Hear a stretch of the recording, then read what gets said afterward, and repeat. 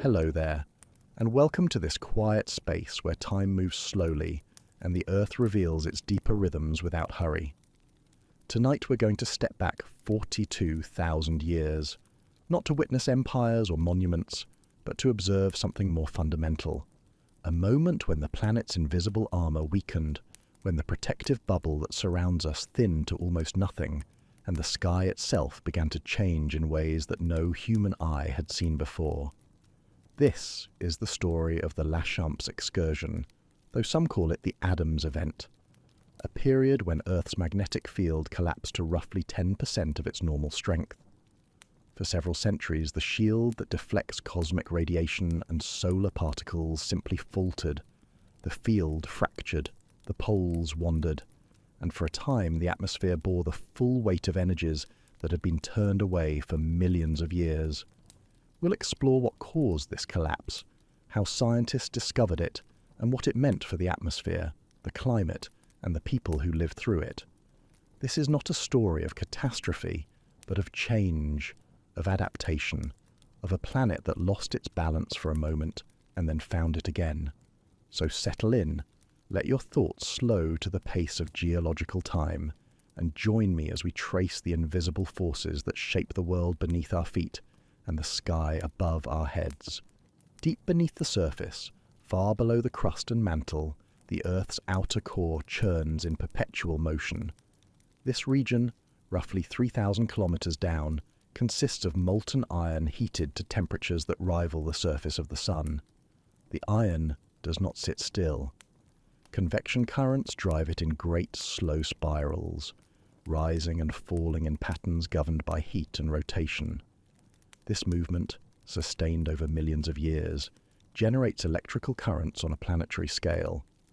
These currents, in turn, produce a magnetic field, not a small, localized field like the one around a refrigerator magnet, but a structure that extends thousands of miles into space. The field behaves like an enormous bar magnet, tilted slightly off the Earth's rotational axis. Scientists call this configuration a dipole. It defines two magnetic poles, north and south, and the field lines curve outward from one pole and loop back to the other, forming an invisible envelope around the planet. This envelope is called the magnetosphere. Its function is critical. Space is not empty. It is filled with radiation. Some of this radiation comes from the Sun in the form of charged particles streaming outward in all directions, known as the solar wind. Some comes from far beyond our solar system. Supernovae, the violent deaths of massive stars, hurl high-energy particles across the galaxy. These particles, called galactic cosmic rays, travel for millions of years before reaching our small corner of space. Without the magnetosphere, these particles would strike the Earth's atmosphere directly. They would penetrate deep into the air, colliding with molecules of nitrogen and oxygen. These collisions would trigger cascades of secondary particles, altering atmospheric chemistry and increasing radiation levels at the surface. Life as we know it depends on the magnetosphere to deflect the majority of this incoming energy, bending the charged particles around the planet and sending them back into space. The magnetic field is not a recent development. Evidence suggests it has existed for at least 3.5 billion years, perhaps longer. Over that time, it has fluctuated in strength and direction. The poles have moved, the field has reversed entirely, with north becoming south and south becoming north. These reversals are part of the natural behavior of the geodynamo, the system that generates the field. They occur irregularly, sometimes every few 100,000 years, sometimes after millions of years of stability. But reversals are not the only form of magnetic instability. The field also experiences excursions.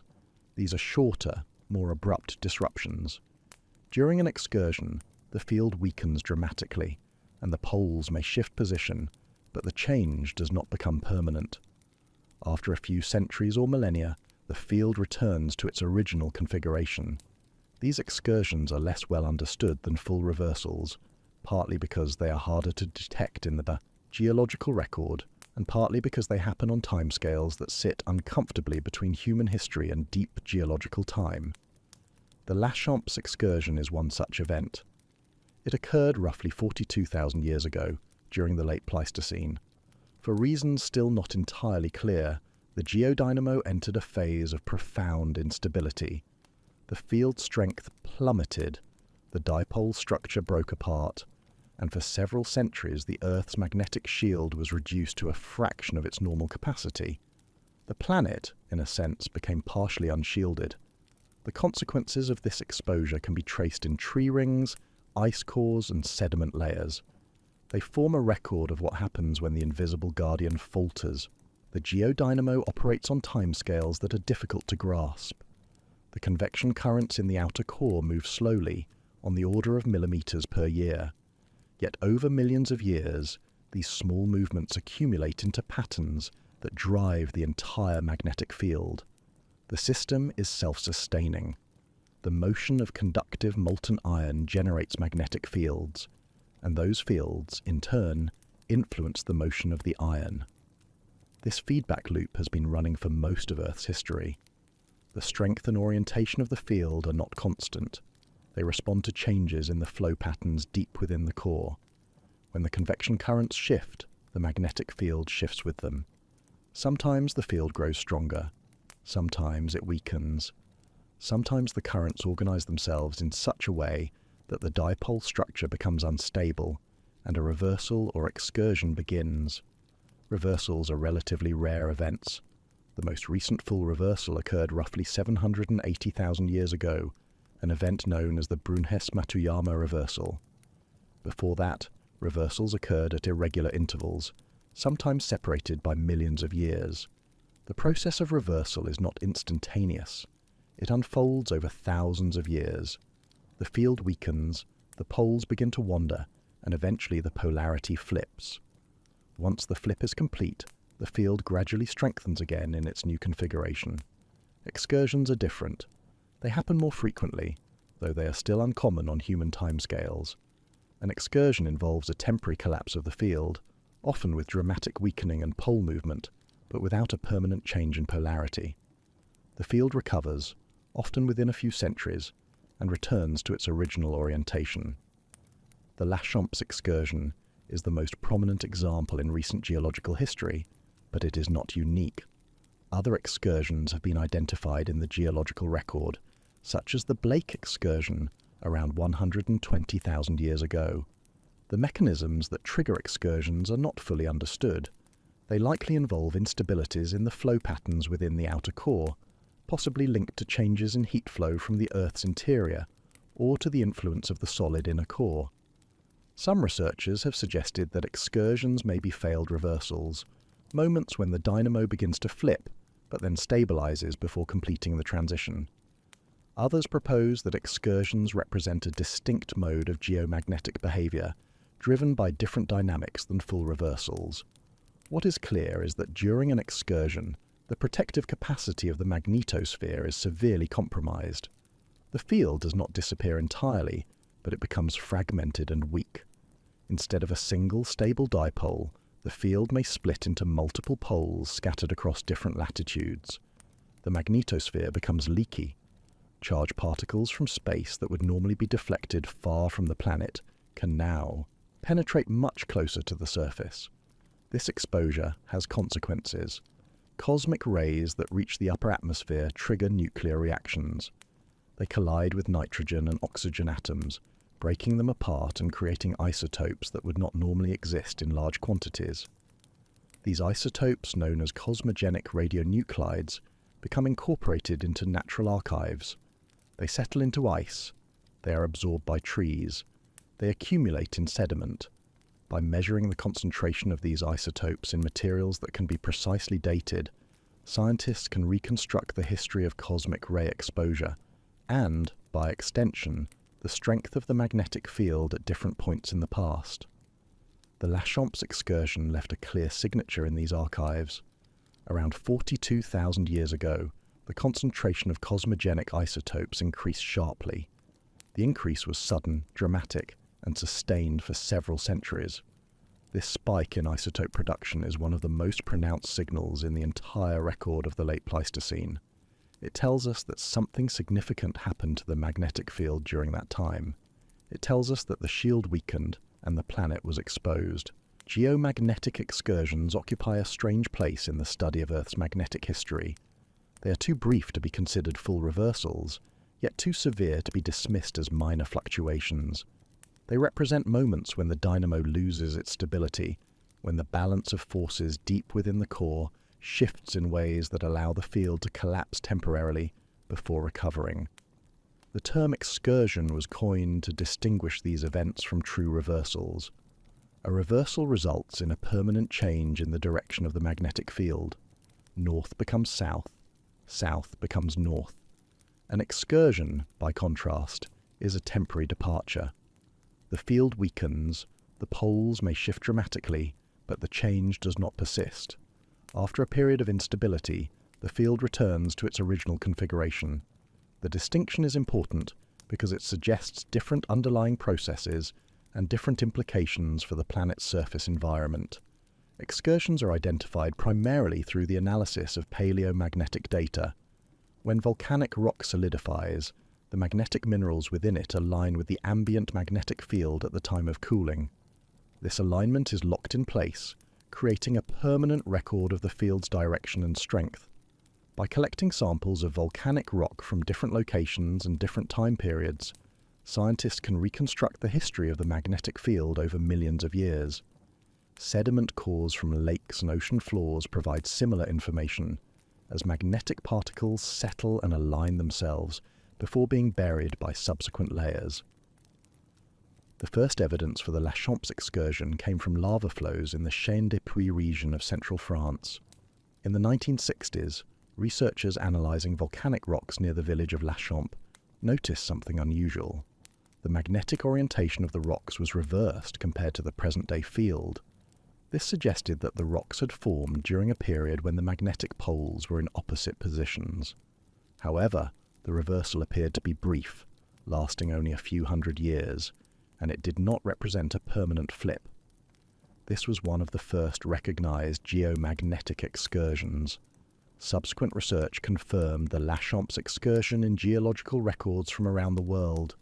Sediment cores from the North Atlantic, the Pacific, and the Mediterranean all showed evidence of a magnetic disturbance around 42,000 years ago. The consistency of the signal across different locations and different types of archives indicated that this was a global event, not a local anomaly. The excursion had affected the entire planet. The timing of the Lachamps excursion places it within a critical period of human prehistory. 42,000 years ago, modern humans were dispersing across the globe. Neanderthals still occupied parts of Europe and Western Asia. The climate was in the grip of the last ice age, with massive ice sheets covering much of the northern hemisphere. Sea levels were lower, exposing land bridges that allowed migration between continents. It was a time of environmental stress and transition, and the collapse of the magnetic field added another layer of complexity to an already challenging world. The question of whether the excursion had measurable effects on climate, biology, and human populations has been the subject of considerable debate. Some researchers have argued that the increased cosmic ray flux could have influenced cloud formation, leading to regional climate shifts.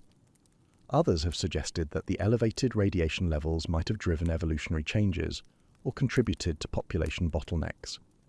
These hypotheses are difficult to test, partly because the effects of a magnetic excursion are subtle, and partly because the late Pleistocene was a period of rapid environmental change driven by many factors.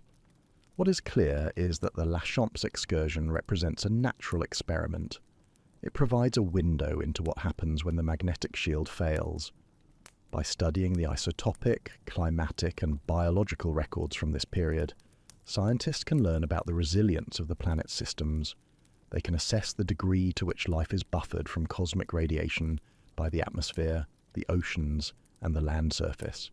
They can test models of atmospheric chemistry and cloud formation under conditions of extreme cosmic ray exposure, and they can better understand the risks posed by future geomagnetic instability. The Lachamps excursion did not happen all at once. It unfolded in stages, each marked by distinct changes in the behavior of the magnetic field. the event can be divided into phases based on the intensity and direction of the field, as recorded in paleomagnetic and isotopic data. The first phase was the directional transition.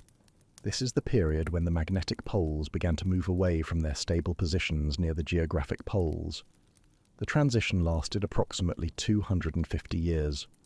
During this time, the field remained relatively strong, but its orientation became increasingly erratic. The virtual geomagnetic pole, a mathematical construct that represents the average position of the magnetic pole based on field measurements at the surface, began to drift southward from its usual position in the Arctic. As the transition progressed, the field weakened. The dipole structure, which had been stable for tens of thousands of years, began to break apart. Instead of a single North Pole and a single South Pole, the field fragmented into multiple weaker poles scattered across different latitudes. This fragmentation is one of the defining characteristics of a geomagnetic excursion. It suggests that the convection currents in the outer core had become disorganized, no longer generating a coherent planet-wide field. The second phase was the period of maximum instability. This is when the field reached its weakest point. Estimates based on the intensity of magnetization in volcanic rocks and sediment cores suggest that the field strength dropped to between 5 and 10% of its present-day value. This collapse occurred around 41,800 years ago. It represents the moment of greatest vulnerability, when the magnetosphere was least able to deflect incoming radiation. During this phase, the virtual geomagnetic pole moved dramatically. It traced a looping path that carried it across the equator and into the southern hemisphere before beginning its journey back toward the north. This movement was not smooth or predictable. The pole zigzagged, paused, and reversed direction multiple times over the course of a few centuries. The behavior suggests that the dynamo was in a state of chaotic instability, unable to settle into a stable configuration. The third phase was the reversed polarity phase. After reaching its minimum, the field did not immediately return to its original configuration. Instead, it stabilized in a reverse state, with the magnetic poles occupying positions opposite to their present-day locations. However, even in this reverse state, the field remained weak, only about 25% of its current strength. This phase lasted for approximately 400 to 500 years. The final phase was the recovery. Gradually, over the course of several centuries, the field began to strengthen again. The poles drifted back toward their original positions. The dipole structure reasserted itself. By around 39,000 years ago, the field had returned to a configuration similar to its pre-excursion state. The total duration of the excursion, from the beginning of the directional transition to the final recovery, was approximately 2,000 years. This timeline has been reconstructed through the analysis of multiple geological archives. Volcanic rocks provide snapshots of the field's direction at specific moments. Sediment cores offer continuous records of field intensity over thousands of years, but the most detailed record comes from an unexpected source: ancient trees. In the swamps of northern New Zealand, forests of kauri trees grew and died over tens of thousands of years. Some of these trees fell into waterlogged sediment, where they were preserved in near-perfect condition. The annual growth rings of these trees contain a year-by-year record of atmospheric conditions during their lifetimes. By measuring the concentration of carbon-14 in each ring, scientists can reconstruct the intensity of cosmic ray bombardment during the La Champs excursion with unprecedented precision. When the magnetic field is strong and stable, it forms a coherent structure. The field lines emerge from the south magnetic pole, curve outward through space, and converge again at the north magnetic pole. This dipole configuration is efficient at deflecting charged particles. Solar wind and cosmic rays, when they encounter the magnetosphere, are guided along the field lines and funneled toward the poles, where they interact with the upper atmosphere to produce auroras. During the La Champs excursion, this structure collapsed. The dipole fractured into multiple weaker poles. Instead of two dominant regions where field lines converged, there were several. These poles were not fixed in place. They moved. Some drifted toward the equator. others appeared and disappeared over the course of decades or centuries. The result was a magnetosphere that no longer provided uniform protection. The movement of the virtual geomagnetic pole during this period has been traced using data from sediment cores collected at sites across the globe. Each core provides information about the local direction of the magnetic field at different points in time. By combining data from multiple cores, researchers can reconstruct the pole's trajectory. The path it traced during the Lachamps excursion is striking. Starting from its usual position near the geographic North Pole, the virtual geomagnetic pole moved southward. It crossed the equator. It reached latitudes in the southern hemisphere, typically associated with the geographic South Pole. Then it reversed direction and began moving back toward the north. This erratic movement indicates that the dynamo was not simply weakening. It was behaving in a fundamentally different way. The flow patterns in the outer core that generate the magnetic field had become unstable. Regions of the core that normally contributed to the dipole structure were producing fields that opposed each other, cancelling out rather than reinforcing. The net result was a weak, fragmented field with no clear axis of symmetry. The implications for the magnetosphere were profound. Charged particles from space, which would normally be deflected far from the Earth, could now penetrate much deeper. The solar wind, a stream of protons and electrons emitted continuously by the Sun, found pathways through the weakened field. Galactic cosmic rays, high-energy particles from beyond the solar system, were less effectively bent away from the planet.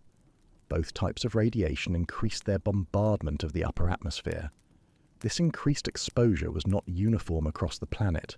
The fragmented nature of the magnetic field meant that some regions were more shielded than others. Areas near the weaker poles experienced greater protection, while regions far from any pole were more exposed.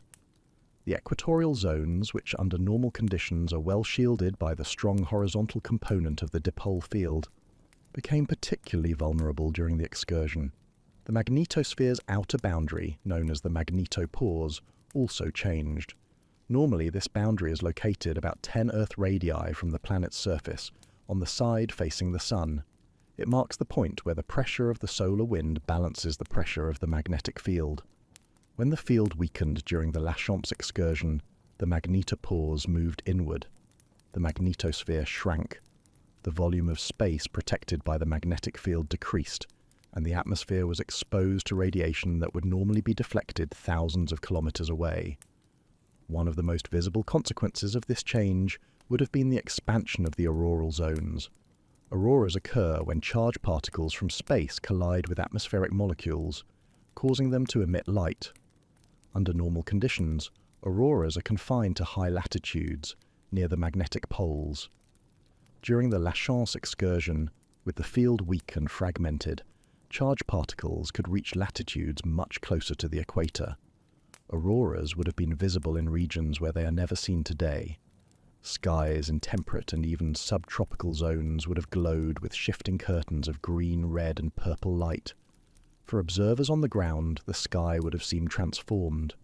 The steady patterns of stars and planets would have been interrupted by luminous bands and arcs moving across the heavens. These displays would have occurred not just occasionally, but frequently, perhaps even nightly during periods of high solar activity. The sight would have been beautiful, strange, and unsettling. It would have been a visible reminder that something fundamental had changed in the relationship between the Earth and the space surrounding it. The universe is not a quiet place. Stars explode. Black holes consume matter. Neutron stars collide. Each of these violent events releases energy across vast distances. Some of this energy takes the form of particles accelerated to nearly the speed of light.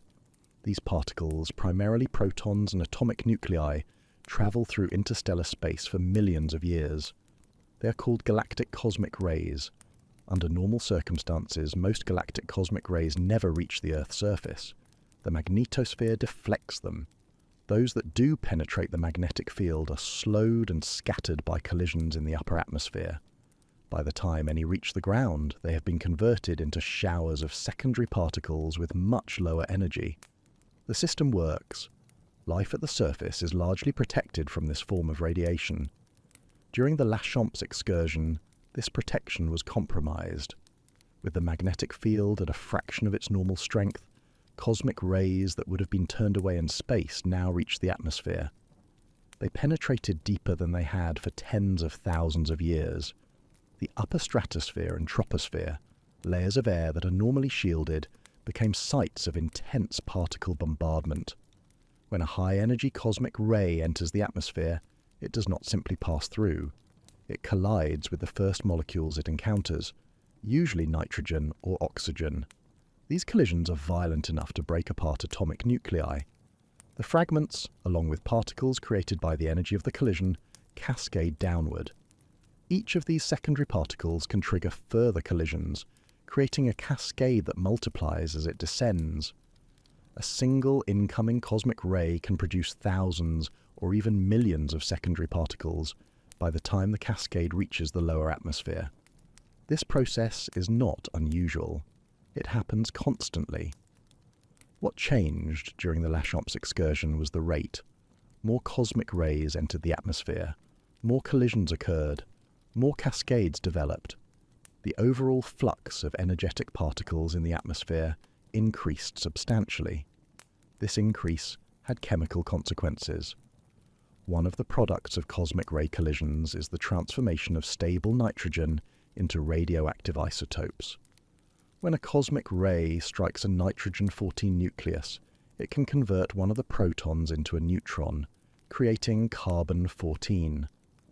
This isotope is unstable. It decays over time, with a half-life of about 5,700 years. But before it decays, it behaves chemically like ordinary carbon. It combines with oxygen to form carbon dioxide. It enters the atmosphere. It is absorbed by plants during photosynthesis. It becomes part of the carbon cycle. The rate at which carbon-14 is produced depends directly on the intensity of cosmic ray bombardment. When the magnetic field is strong, production rates are low. When the field weakens, production rates increase. During the Lachamps excursion, the production of carbon-14 reached levels that would not be seen again until the industrial era brought its own changes to atmospheric chemistry. Another isotope produced by cosmic rays is beryllium-10. This isotope forms when cosmic rays collide with oxygen and nitrogen in the stratosphere. Unlike carbon-14, beryllium-10 does not enter the biological carbon cycle. Instead, it attaches to aerosol particles and eventually falls to the surface, where it accumulates in sediment and ice. Ice cores from Greenland and Antarctica contain layers of beryllium-10 that correspond to different periods in Earth's history. The concentration of this isotope in a given layer reflects the cosmic ray intensity at the time the ice formed. Both carbon-14 and beryllium-10 serve as markers. They are signatures of cosmic ray exposure written into the planet's natural archives. By measuring the concentration of these isotopes in materials that can be precisely dated, scientists can reconstruct the history of the magnetic field. High concentrations indicate periods of weak magnetic shielding. Low concentrations indicate periods of strong protection. The increased cosmic ray flux during the Lachamps excursion had effects beyond isotope production. High-energy particles interacting with the atmosphere produce nitrogen oxides and other reactive compounds. These compounds participate in complex chains of chemical reactions. Some of these reactions destroy ozone. Ozone molecules, composed of 3 oxygen atoms, are fragile. They form in the stratosphere through the action of ultraviolet light and break apart when they encounter reactive nitrogen species. Ozone plays a critical role in atmospheric chemistry. It absorbs ultraviolet radiation from the sun, preventing much of it from reaching the surface. Without the ozone layer, the intensity of ultraviolet light at ground level would increase dramatically. This light damages biological molecules, particularly DNA. Organisms exposed to high levels of ultraviolet radiation experience increased mutation rates, cellular damage, and higher mortality. During the Lachamps excursion, the combination of increased cosmic ray penetration and the resulting chemical reactions in the stratosphere created conditions for ozone depletion. The extent and duration of this depletion are still matters of ongoing research. Climate models suggest that the depletion could have been severe, with ozone concentrations dropping significantly in certain regions. The effects would not have been uniform across the planet. Latitude, season, and local atmospheric conditions would all have influenced the degree of ozone loss. The particles descending from space were invisible. The chemical reactions they triggered occurred in layers of air far above the surface. Yet the consequences of this invisible cascade reached the ground. They altered the composition of the atmosphere. They changed the balance of radiation, and they left traces that would remain, locked in ice, sediment, and wood for tens of thousands of years, waiting to be read. In the wetlands of northern New Zealand, forests of kauri trees have grown for millions of years. These trees are ancient in lineage, members of a family that emerged during the Jurassic period. Individual kauri trees can live for more than 2,000 years, and some of the largest specimens still standing today were saplings when the Roman Empire was at its height. But the trees that matter most to the story of the Lachamps excursion are not alive. They are buried. When a kauri tree dies and falls into waterlogged ground, the absence of oxygen prevents decay. The wood is preserved. Over time, sediment accumulates, burying the trunk deeper. Thousands of years pass. The tree remains intact, its cellular structure unchanged, its growth rings still marking each year of its life. In certain swamps and bogs across New Zealand, these ancient logs lie in layers, some dating back tens of thousands of years. In the early 2000s, researchers excavating a site near Ngauau Springs uncovered kauri logs that were more than 40,000 years old. The wood was in remarkable condition. The rings were clear and well-defined, allowing for precise counting and measurement. More importantly, the wood could be dated using radiocarbon methods and then analysed for its carbon-14 content year by year. Each ring in a tree represents 1 year of growth. During the growing season, the tree absorbs carbon dioxide from the atmosphere. This carbon dioxide contains a mix of carbon isotopes, including the radioactive carbon-14. The amount of carbon-14 in the atmosphere at any given time depends on the rate at which it is being produced by cosmic rays. When the tree incorporates this carbon into its wood, it locks in a record of atmospheric carbon-14 concentration for that year. By measuring the carbon-14 content in each ring, scientists can reconstruct atmospheric carbon-14 levels year by year for the entire lifespan of the tree. If the tree lived for 1,500 years, its rings contain 1,500 data points. If multiple trees from overlapping time periods can be analysed, the record can be extended even further. This method, called dendrochronology, when applied to dating and wiggle matching when applied to carbon-14 reconstruction, provides one of the most precise records of past atmospheric conditions available to science. The kauri trees from Ngauau Springs lived during the Lachamps excursion. Their rings span the period from before the magnetic field began to weaken through the peak of the crisis and into the recovery.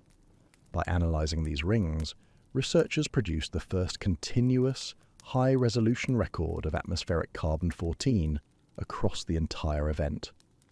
The data revealed a sharp and sustained increase in carbon-14. The rise began around 42,000 years ago and reached its peak approximately 41,800 years ago.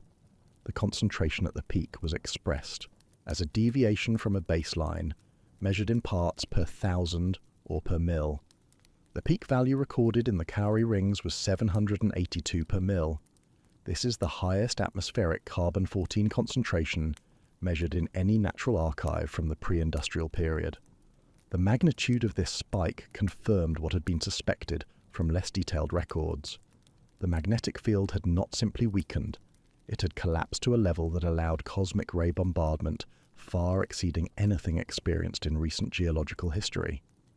The increase in carbon-14 production was not gradual. It was abrupt, rising steeply over the course of just a few decades and remaining elevated for centuries. The kauri record also revealed the timing of the magnetic minimum with exceptional precision. By comparing the carbon-14 data with paleomagnetic measurements from sediment cores, researchers could correlate the isotopic peak with the moment of weakest field strength. The two records aligned. The spike in carbon-14 occurred exactly when the magnetic field reached its lowest point. This correlation provided direct, unambiguous evidence that the geomagnetic collapse was responsible for the increased cosmic ray flux. The trees recorded more than just carbon-14. Their growth rings also showed changes in ring width. During the period of magnetic minimum, the rings became narrower. This narrowing suggests that the trees experienced environmental stress. The stress could have been caused by several factors. Increased ultraviolet radiation could have damaged the tree's foliage, reducing photosynthetic efficiency. Changes in regional climate, possibly driven by the altered atmospheric chemistry or cosmic ray effects on cloud formation, could have affected precipitation or temperature. The precise cause remains uncertain, but the timing is clear. The stress began when the magnetic field weakened and eased as the field recovered. The kauri trees of New Zealand are not the only natural archive that recorded the Lachumps excursion, but they are among the most informative. Ice cores from Greenland and Antarctica contain beryllium-10 spikes that correspond to the same period. Marine sediment cores show magnetic anomalies and changes in isotopic composition. Cave formations, or speleothems, preserve traces of atmospheric carbon-14 in their layers of mineral deposition. Each of these archives contributes to the overall picture, but the kauri trees provide the most detailed and continuous record available for this specific event. The trees themselves are testimony to resilience. They lived through centuries of elevated radiation, weakened magnetic shielding, and whatever climate shifts accompanied the excursion. They grew more slowly, but they did not die. They adapted, and in doing so, they preserved the evidence that allows us 40,000 years later to understand what happened. The production of cosmogenic radionuclides is a process that occurs constantly in the Earth's atmosphere, but its rate is not constant. It fluctuates in response to changes in cosmic ray intensity, which in turn depends on the strength of the magnetic field and the level of solar activity. By measuring the concentration of these isotopes in dated materials, scientists can work backward to infer the conditions that existed when the materials formed. Carbon-14 is the most widely used cosmogenic isotope for this purpose. Its production begins when a high-energy neutron, created by the collision of a cosmic ray with an atmospheric molecule, strikes a nitrogen-14 nucleus. The neutron is absorbed and a proton is ejected. The nitrogen atom is transformed into carbon-14. This transformation is rare under normal conditions.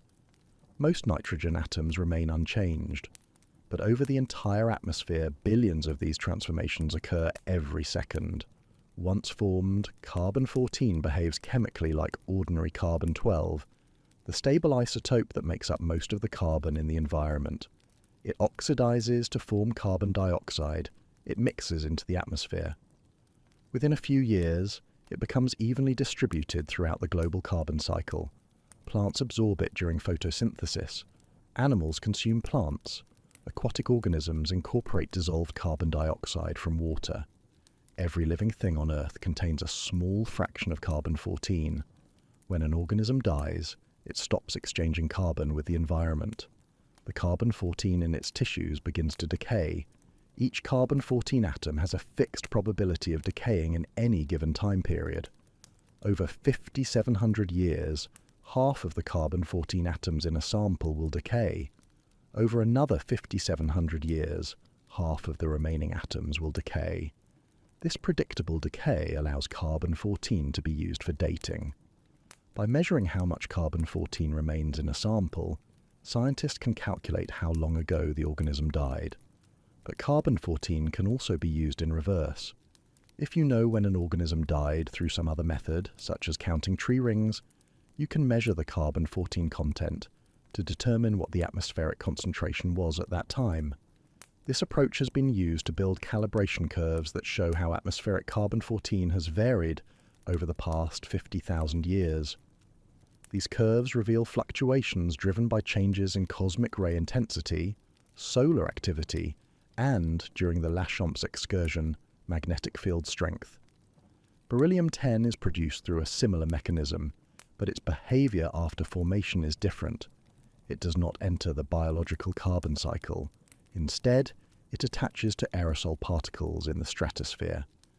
These particles eventually settle through the atmosphere and are deposited on the Earth's surface. In polar regions, they fall onto ice sheets, where they are buried by subsequent snowfall. Each layer of ice contains a record of the beryllium-10 deposition rate for the year it formed. Ice cores from Greenland and Antarctica provide continuous records of beryllium-10 going back hundreds of thousands of years. The concentration of beryllium-10 in each layer reflects the cosmic ray intensity at the time. Peaks in beryllium-10 correspond to periods of high cosmic ray flux, which indicate times of weak magnetic shielding. Troughs correspond to periods of low cosmic ray flux, when the magnetic field was strong. The beryllium-10 record from Greenland shows a clear peak around 42,000 years ago. The timing coincides with the carbon-14 spike in the kauri trees. The two isotopes, produced by the same cosmic ray interactions but deposited in completely different archives on opposite sides of the planet, tell the same story. The magnetic field weakened, cosmic rays penetrated deeper, isotope production increased. The correlation between the two records strengthens confidence that the signal is real and global. The process of extracting and analyzing these isotopes is painstaking. For carbon-14, small samples of wood are selected from specific tree rings. The samples are chemically treated to isolate the cellulose, which contains the carbon absorbed by the tree during that year's growth. The cellulose is then combusted, and the resulting carbon dioxide is analyzed using accelerator mass spectrometry, a technique that can count individual carbon-14 atoms even when they are vastly outnumbered by carbon-12. For beryllium-10, sections of ice core are melted, and the water is processed to separate the beryllium from other elements. The beryllium is then measured using similar mass spectrometry techniques. The entire process, from core extraction to isotopic analysis, can take years and requires meticulous attention to avoid contamination. The data produced by these analyses are not just numbers. They are measurements of physical events that occurred 42,000 years ago. Each data point represents cosmic rays striking the atmosphere, colliding with molecules, and producing isotopes that eventually found their way into tree rings or ice layers. The isotopes are messengers. They carry information across time, and by reading that information, scientists can reconstruct the invisible forces that shaped the ancient world. The atomic signatures left by the Lachamps excursion are not limited to carbon-14 and beryllium-10. Other isotopes, such as chlorine-36 and calcium-41, are also produced by cosmic rays and can be measured in certain archives. Each isotope provides a slightly different perspective, a different set of constraints on the cosmic ray flux and magnetic field strength. Together, they form a coherent picture of an event that, while invisible to the naked eye, left traces throughout the planet's natural systems. Around 41,800 years ago, the concentration of carbon-14 in the Earth's atmosphere reached its maximum. The value, as recorded in the kauri tree rings, was 782 parts per thousand above the baseline. This number is difficult to visualize without context, but its significance becomes clear when compared to other periods in Earth's history. Before the industrial era, atmospheric carbon-14 levels fluctuated within a relatively narrow range. The variations were driven primarily by changes in solar activity and, to a lesser extent, by shifts in the carbon cycle. The highest natural peaks occurred during periods of reduced solar output, when the sun's magnetic field weakened and allowed more cosmic rays to reach Earth. These solar-driven peaks typically raised carbon-14 levels by 50 to 100 parts per thousand above baseline. The Lachamps peak was nearly 8 times larger. It dwarfed any fluctuation caused by solar variability alone. This magnitude confirms that the magnetic field collapse was the dominant factor. The sun's influence, while present, was secondary. The primary driver of the carbon-14 spike was the failure of the magnetosphere to deflect galactic cosmic rays. The peak did not occur in isolation. It was part of a broader pattern of elevated carbon-14 that lasted for several centuries. The isotope concentration rose sharply as the magnetic field weakened, remained high during the period of minimum field strength, and declined gradually as the field recovered. The entire elevated phase spanned roughly 1,000 years, with the most extreme values concentrated in a narrower window of about 200 years. This timing coincides precisely with the chronology of the magnetic field behavior reconstructed from paleomagnetic data. The directional transition, when the field began to destabilize, corresponds to the initial rise in carbon-14. The peak of carbon-14 aligns with the moment of minimum field strength. The decline in carbon-14 tracks the recovery of the field. The two records, one derived from isotopes and one from magnetic measurements, are completely independent, yet they tell the same story with remarkable consistency. The elevated carbon-14 levels were not confined to the atmosphere. They were incorporated into every living thing on the planet during this period. Trees absorbed carbon dioxide containing excess carbon-14. Animals that ate plants inherited the signal. Marine organisms, which take up dissolved carbon dioxide from seawater, also showed elevated carbon-14. The entire biosphere became, in a sense, radioactively labeled by the increased cosmic ray bombardment. For organisms living at the time, the elevated carbon-14 itself posed no direct threat. The amount of radioactivity from carbon-14 is negligible compared to other sources of background radiation. The real hazard came from the other consequences of increased cosmic ray penetration: the production of nitrogen oxides, the depletion of stratospheric ozone, the increase in ultraviolet radiation reaching the surface. These were the mechanisms by which the cosmic ray flux translated into biological stress. The carbon-14 peak in the Cowrie record is also notable for what it reveals about solar activity during the Lachamps excursion. The shape of the carbon-14 curve shows not just the long-term increase driven by the magnetic collapse, but also shorter-term fluctuations superimposed on top. These fluctuations have periods of decades to centuries and are characteristic of solar variability. Even during the magnetic minimum, the Sun continued to go through its cycles of activity, sometimes producing more shielding against cosmic rays and sometimes less. One of the most striking findings from the Cowrie data is that the magnetic minimum coincided with a solar grand minimum. These are prolonged periods, lasting centuries, when solar activity is suppressed. Sunspot numbers decline, the solar magnetic field weakens, the heliosphere, the bubble of solar influence that extends beyond the planets, contracts.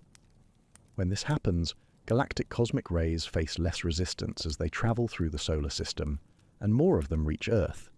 The combination of a geomagnetic excursion and a solar grand minimum is rare. Most of the time, the two systems operate independently. When they align, the effects are compounded. During the Lachamps excursion, both of Earth's primary defenses against cosmic radiation failed simultaneously. The magnetic field collapsed. The solar wind weakened. The planet was exposed on two fronts. This dual failure amplified the cosmic ray flux far beyond what would have resulted from the magnetic collapse alone. Models suggest that the flux during the peak of the Lachamps excursion may have been 2 to 3 times higher than during typical geomagnetic minima. The increased flux translated directly into higher rates of isotope production, ozone depletion, and atmospheric ionization. The peak of radiation around 41,800 years ago represents the most extreme cosmic ray exposure the Earth has experienced in recent geological history. It was not a permanent state. It did not last for millennia. But for a few centuries the planet's surface was subjected to levels of cosmic radiation that had not been seen before and have not been seen since. The signature of this exposure is preserved in the rings of trees, the layers of ice, and the sediments of lakes and oceans. It is a record written in atoms, precise and indelible. The Earth is not the only body in the solar system with a magnetic field, and it is not the only one that experiences variability in that field. The Sun, too, generates a magnetic field through the motion of plasma in its interior. This solar magnetic field extends outward, carried by the solar wind, and forms a protective bubble around the entire solar system. This bubble, called the heliosphere, shields the planets from some of the galactic cosmic rays travelling through interstellar space.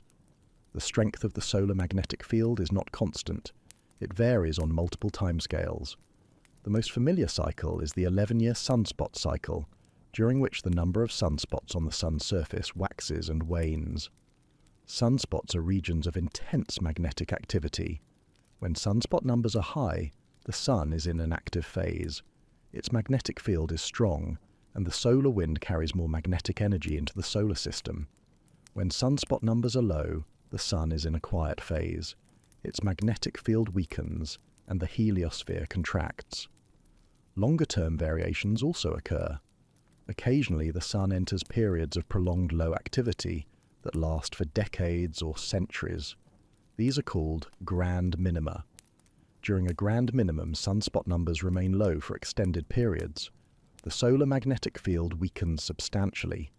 The heliosphere provides less shielding against cosmic rays, and the flux reaching the inner solar system increases. The most famous example of a solar grand minimum is the Maunder minimum, which occurred between approximately 1640 and 1710. During this period, sunspot observations recorded by astronomers showed that the sun's surface was almost devoid of spots for decades at a time. The reduced solar activity coincided with a period of cooler temperatures in Europe, known as the Little Ice Age, though the causal relationship between the two is still debated. The Cowrie Tree data from the Lachamps excursion show evidence of a similar grand minimum. The pattern of carbon-14 fluctuations superimposed on the long-term increase suggests that the sun was in a phase of reduced activity during the magnetic collapse. This was not coincidental bad luck. Solar grand minima occur with some regularity, roughly every few centuries. The odds that one would overlap with a geomagnetic excursion are not negligible, particularly given the 2,000-year duration of the Lachamps minimum. The timing of the solar grand minimum relative to the geomagnetic minimum is significant. The weakest phase of the magnetic field, when the dipole had collapsed to 5 to 10% of its normal strength, occurred within the solar grand minimum. This means that at the moment of greatest geomagnetic vulnerability, the sun was also providing the least supplementary shielding. The two protective systems failed in unison. The effect on cosmic ray flux was multiplicative, not simply additive. Under normal conditions, the magnetosphere deflects perhaps 90% of incoming galactic cosmic rays. The heliosphere, acting as an outer shield, reduces the flux before it even reaches the magnetosphere by an additional factor. During the Lachamps excursion, with both shields weakened, the reduction was far less effective. Cosmic rays that would have been turned away at the edge of the solar system now penetrated to Earth. Those that reached Earth encountered a fractured, weak magnetosphere that could not deflect them. The result was a flux several times higher than would have occurred from either effect alone. This compounding is evident in the carbon-14 record. The peak concentration is not just slightly above normal, it is the highest in the entire pre-anthropogenic record, surpassing even other periods when the magnetic field was known to be weak. The only explanation for such an extreme value is the simultaneous failure of both the geomagnetic and heliospheric defenses. The increased cosmic ray flux had immediate effects on the upper atmosphere. High-energy particles colliding with nitrogen and oxygen produced cascades of secondary particles. These cascades included neutrons, protons, and various forms of radiation. Some of the secondary particles reached the stratosphere, where they initiated chemical reactions. Nitrogen molecules were broken apart. Nitrogen oxides formed in large quantities. These compounds, highly reactive, began to attack the stratospheric ozone layer. Ozone molecules are fragile. They consist of 3 oxygen atoms loosely bound together. When a nitrogen oxide molecule encounters ozone, it catalyzes a reaction that breaks the ozone apart, converting it back into ordinary oxygen. A single nitrogen oxide molecule can destroy thousands of ozone molecules before it is itself removed from the atmosphere. The process is efficient and rapid. During the peak of the Lachamps excursion, with nitrogen oxide production elevated by cosmic ray bombardment, stratospheric ozone concentrations declined. The extent of the decline is difficult to measure directly from the geological record. Ozone does not leave a signature in ice cores or sediment. Its concentration must be inferred from models that simulate atmospheric chemistry under different cosmic ray intensities. These models suggest that ozone levels could have dropped by 20 to 30% during the most intense phases of cosmic ray bombardment. The depletion would have been most pronounced at high latitudes, where the fractured magnetic field allowed the deepest penetration of particles. The consequence of ozone depletion is increased ultraviolet radiation at the surface. Ozone absorbs ultraviolet B light, a portion of the solar spectrum particularly effective at damaging biological molecules. When ozone levels decline, more of this light reaches the ground. The increase is not subtle. Models estimate that the ultraviolet index, a measure of skin-damaging radiation, could have increased by 20 to 25% during the Lachamps ozone minimum. In terms of biological damage, the increase in DNA mutation rates for organisms exposed to sunlight may have been 40 to 50% higher than baseline. The double failure of defense during the Lachamps excursion was a convergence of independent planetary and stellar processes. The magnetic field collapsed due to instabilities in the Earth's core. The Sun entered a grand minimum due to changes in its internal dynamo. Neither event caused the other, but their overlap created conditions more extreme than either alone would have produced. It was a natural experiment in planetary vulnerability, a test of how life responds when its invisible protections are stripped away. The stratosphere is a layer of atmosphere that begins roughly 10 kilometers above the surface and extends to about 50 kilometers. It is defined by a temperature inversion. Unlike the troposphere below, where air cools with altitude, the stratosphere warms as you ascend. This warming is caused by the absorption of ultraviolet radiation by ozone molecules. The ozone layer, concentrated between 15 and 35 kilometers altitude, acts as a thermal blanket and a chemical shield. Ozone is not a stable component of the atmosphere. It forms continuously through the action of ultraviolet light on oxygen molecules and breaks down continuously through various chemical pathways. Under equilibrium conditions, the rate of formation balances the rate of destruction, and ozone concentrations remain relatively stable. But this balance is fragile. It can be disrupted by the introduction of catalytic compounds that accelerate ozone destruction without being consumed themselves. Nitrogen oxides are among the most effective ozone destroyers. They form naturally in the stratosphere through several mechanisms. Lightning produces small amounts in the troposphere, which can be transported upward. Aircraft flying at high altitudes inject nitrogen oxides directly into the lower stratosphere, and cosmic rays, when they penetrate deeply into the atmosphere, produce nitrogen oxides through the ionization and dissociation of nitrogen molecules. During the Lachamps excursion, the flux of cosmic rays reaching the stratosphere increased dramatically. Each high-energy particle initiated a cascade that produced secondary particles, including neutrons and protons. These secondary particles collided with nitrogen and oxygen, breaking molecular bonds and creating reactive fragments. Nitrogen atoms combined with oxygen to form various nitrogen oxide compounds, collectively referred to as NOx. These compounds entered the stratospheric circulation and began catalyzing the destruction of ozone. The process is straightforward at the molecular level. A nitrogen oxide molecule encounters an ozone molecule. The nitrogen oxide removes one oxygen atom from the ozone, breaking it apart into ordinary oxygen. The nitrogen oxide is converted into nitrogen dioxide in the process, but this compound can react with another ozone molecule, regenerating the original nitrogen oxide and destroying a second ozone molecule. The cycle repeats. One nitrogen oxide molecule can destroy thousands of ozone molecules before it is removed from the atmosphere through other chemical pathways. The rate of ozone destruction depends on the concentration of nitrogen oxides and the availability of ozone. During the peak of the Lachamps excursion, with cosmic ray flux at its highest, nitrogen oxide production rates were elevated far above normal levels. The ozone layer, subjected to this enhanced chemical assault, thinned. The degree of thinning varied with latitude, altitude, and season.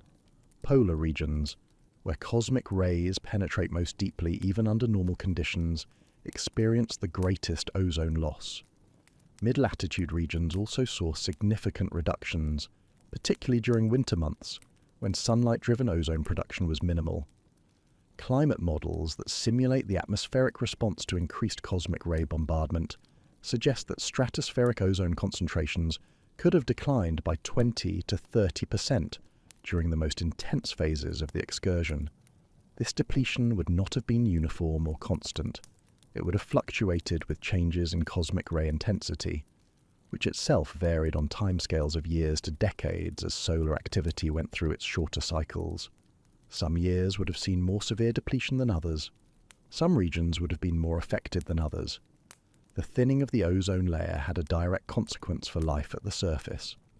Ozone absorbs ultraviolet B radiation, the portion of the solar spectrum with wavelengths between 280 and 315 nanometers.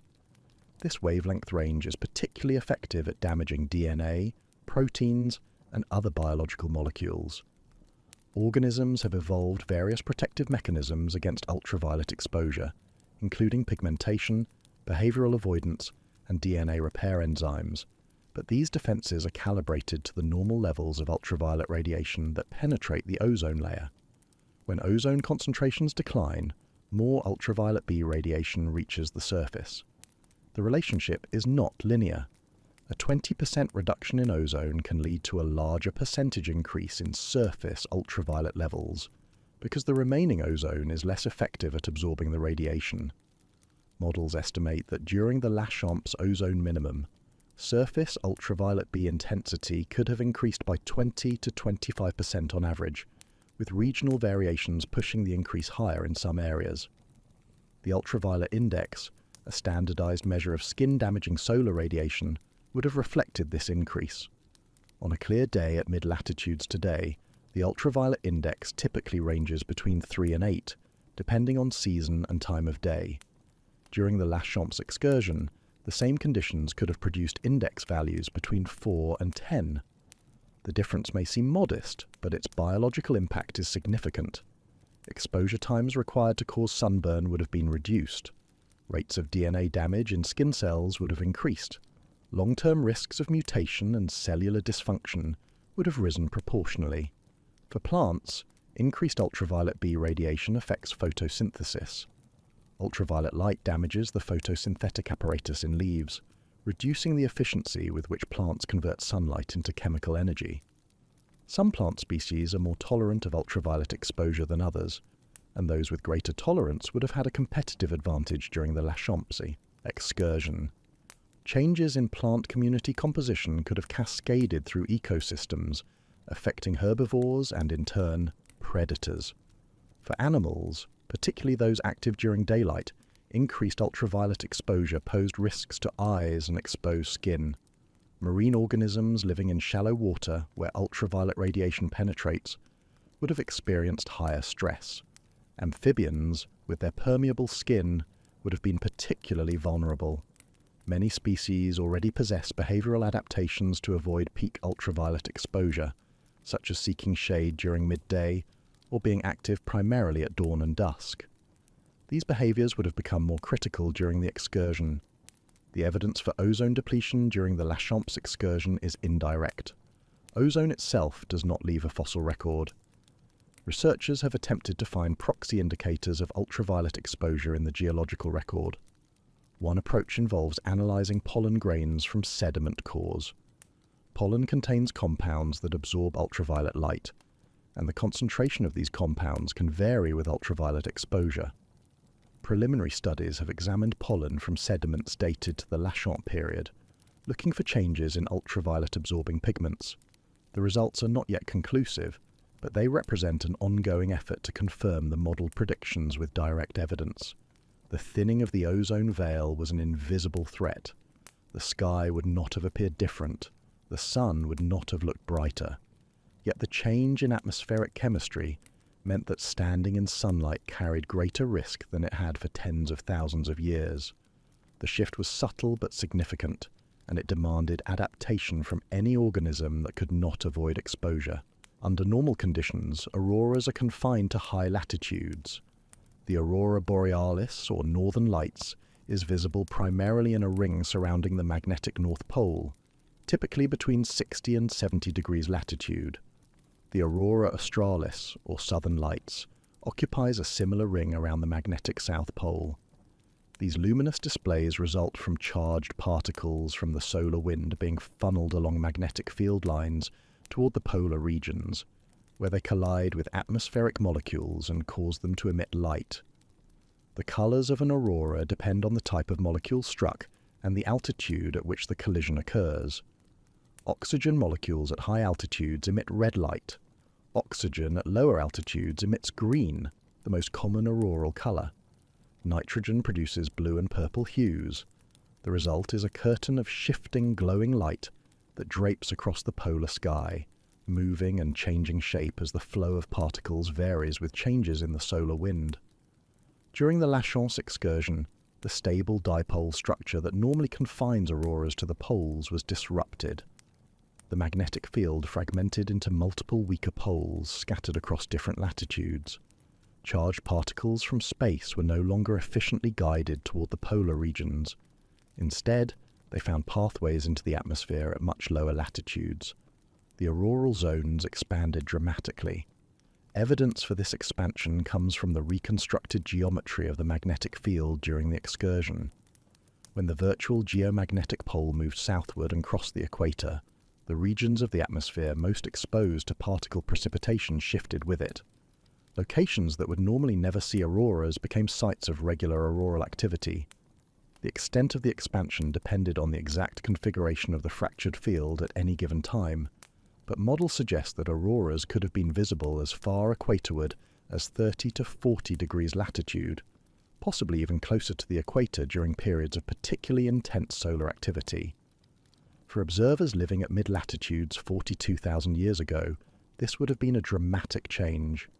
The night sky, which for generations had shown only stars, planets, and the occasional meteor, would have begun displaying luminous curtains and arcs. These lights would have appeared in the northern or southern sky, depending on the observer's hemisphere. They would have moved and shifted, sometimes slowly, sometimes rapidly. They would have been visible not just on rare occasions, but frequently, perhaps several times per month or even more often during active solar periods. The appearance of auroras far from their usual zones would have been accompanied by other atmospheric effects. Auroras are visible manifestations of energy deposition into the atmosphere. The same processes that produce the light also heat the upper atmosphere, alter its chemistry, and create ionization that affects radio wave propagation. During the La Chance excursion, these effects would have extended to lower latitudes than normal, potentially influencing regional atmospheric circulation patterns. The visual impact of expanded auroras would have been most striking during the night, but auroral activity also has daytime components.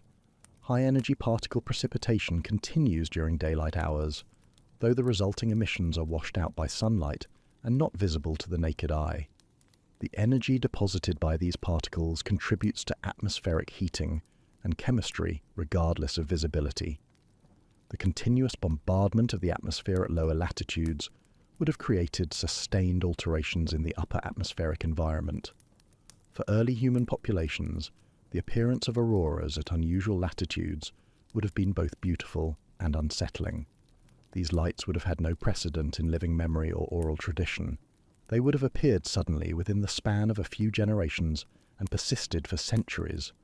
The lack of any obvious terrestrial cause would have made them mysterious. Unlike rain or wind or lightning, auroras have no connection to weather patterns or seasonal cycles. They simply appear in the sky, move according to no discernible pattern, and then fade. Cultural responses to such phenomena are difficult to reconstruct from the archaeological record. There are no written accounts from 42,000 years ago. Cave art from the period exists, but interpreting it as representations of specific celestial phenomena is speculative. Some researchers have suggested that certain abstract patterns in cave paintings from Europe and Australia could represent auroral forms, but the evidence is ambiguous. What is certain is that any population living at mid-latitudes during the Lachamps excursion would have witnessed these displays repeatedly over lifetimes and across generations. The expanded auroral zones were not the only visible change in the sky. The increased cosmic ray flux in the lower atmosphere also enhanced air glow, a faint, diffuse luminescence produced by chemical reactions in the upper atmosphere. Air glow is always present, but it is usually too faint to be noticed except under very dark conditions. During the Lachamps excursion, with more energetic particles driving atmospheric chemistry, air glow intensity may have increased enough to be perceptible, adding a subtle background glow to the night sky, even when discrete auroral structures were not present. The transformation of the sky was temporary. As the magnetic field gradually recovered over the centuries following the minimum, the auroral zones contracted back toward their normal positions. The lights that had appeared at mid-latitudes became less frequent and eventually ceased. The sky returned to its familiar appearance, but for those generations who lived through the transition, both the appearance and the disappearance of these lights would have been memorable events marking the beginning and end of an era when the heavens themselves seemed changed. The question of whether the Lachamps excursion caused significant climate change has been debated since the event was first recognized. The hypothesis is grounded in a proposed mechanism linking cosmic rays to cloud formation. Cosmic rays ionize atmospheric molecules, creating charged particles that can serve as nucleation sites for water vapor to condense into droplets. Increased ionization could, in theory, lead to increased cloud cover. Since clouds affect the Earth's energy balance by reflecting sunlight and trapping heat, changes in cloud cover could alter surface temperatures and precipitation patterns. The theory is plausible, but difficult to test. Cloud formation is influenced by many factors, including temperature, humidity, aerosol concentrations, and atmospheric circulation. Isolating the effect of cosmic ray ionization from these other influences requires detailed observations and controlled experiments, neither of which is possible for events that occurred 42,000 years ago. Researchers must rely on proxy data from geological and biological archives to infer past climate conditions, and then attempt to correlate those conditions with the timing of the magnetic excursion. The evidence from these archives is mixed. Some records show clear environmental changes that coincide with the Lachamps excursion. Others show no significant departure from background variability. The pattern that emerges is one of regional rather than global impact. Certain parts of the world experienced notable disruptions, while others remained relatively stable. In the Pacific Basin, multiple environmental records document changes during the period surrounding the magnetic minimum. Marine sediment cores from the Western Pacific show shifts in the types of plankton that dominated the surface ocean. These shifts suggest changes in sea surface temperature or nutrient availability, both of which could be driven by altered atmospheric circulation or precipitation patterns. Pollen records from terrestrial sites in the Pacific region show changes in vegetation composition, with some species expanding their ranges and others contracting. These changes indicate shifts in temperature or moisture availability. The kauri trees of New Zealand, which provided the detailed carbon-14 record of the excursion, also recorded environmental stress in their growth rings. During the period of minimum magnetic field strength, the rings narrowed. The trees grew more slowly. This suppression of growth lasted for several decades and corresponds precisely to the phase of maximum cosmic ray exposure. The cause of the growth suppression is not definitively known, but several factors could have contributed. Increased ultraviolet radiation could have damaged foliage, reducing photosynthetic efficiency. Changes in regional precipitation patterns could have created drought conditions. Cooler temperatures, if they occurred, could have shortened the growing season. In contrast, records from high northern latitudes show little evidence of dramatic change during the Lachamps excursion. Ice cores from Greenland, which provide detailed records of temperature, precipitation, and atmospheric composition, do not show a pronounced climate anomaly corresponding to the magnetic minimum. The isotopic composition of the ice, which reflects temperature at the time the snow fell, continues to vary in patterns similar to those before and after the excursion. Dust concentrations, which indicate aridity and wind strength, do not show unusual values. The overall impression from the Greenland ice core record is one of continuity rather than disruption.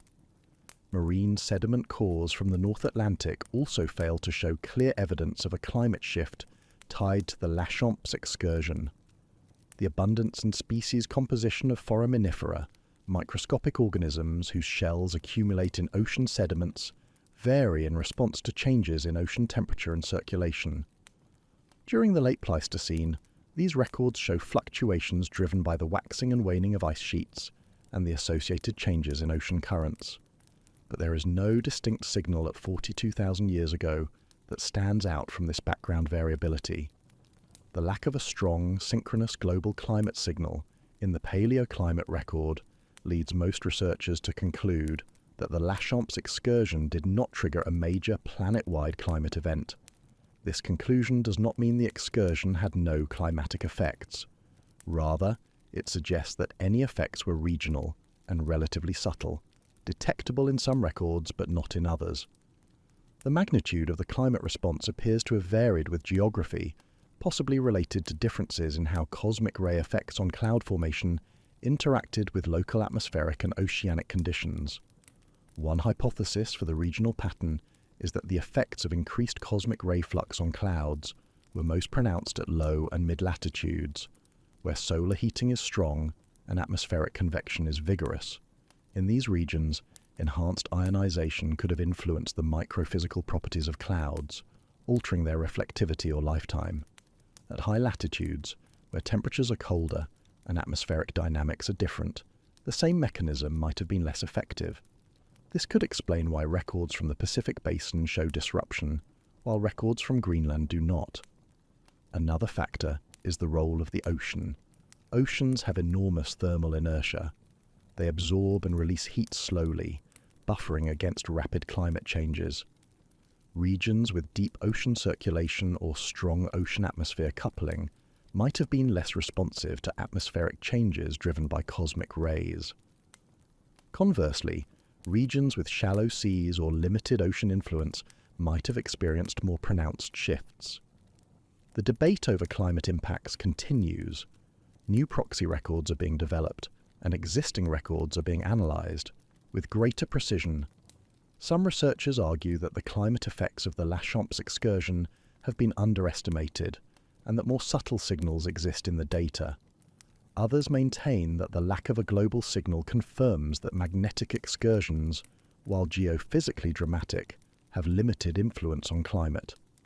The resolution of this debate will require more data and more sophisticated modelling of the complex interactions between cosmic rays, atmospheric chemistry, clouds, and climate.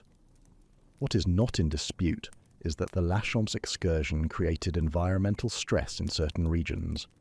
The Pacific Basin records are clear. The kauri tree growth rings are unambiguous. These regions experience changes in their physical environment during the magnetic minimum. Whether those changes were driven primarily by cosmic ray effects on clouds, by ozone depletion and increased ultraviolet radiation, or by some combination of factors remains an open question, but the existence of regional disruption is established. The late Pleistocene was a time of profound biological change. Across the globe, large mammal species that had existed for hundreds of thousands or even millions of years disappeared. In Australia, giant marsupials, massive reptiles, and enormous flightless birds vanished. In the Americas, mammoths, mastodons, giant ground sloths, saber-toothed cats, and many other megafaunal species went extinct. In Eurasia, the range and diversity of large mammals contracted, and some species, including the Neanderthals, disappeared entirely. The timing of these extinctions varied by region. In Australia, the megafaunal extinctions occurred roughly between 50 and 40,000 years ago, with considerable uncertainty in the exact dates. In the Americas, the extinctions were concentrated in a later period, around 13 to 11,000 years ago. In Eurasia, Neanderthals disappeared around 40 to 30,000 years ago, with the last known populations surviving in isolated refugia in southern Europe. The Lachamps excursion, with its peak around 42,000 years ago, falls within the broader time frame of these extinctions. This chronological overlap led some researchers to propose that the magnetic field collapse contributed to the extinctions. The hypothesis suggests that the increased cosmic ray exposure, ozone depletion, and ultraviolet radiation created additional environmental stress that pushed already vulnerable populations over the edge. The environmental changes could have affected food availability, increased mutation rates, or altered reproductive success, contributing to population declines and eventual extinction.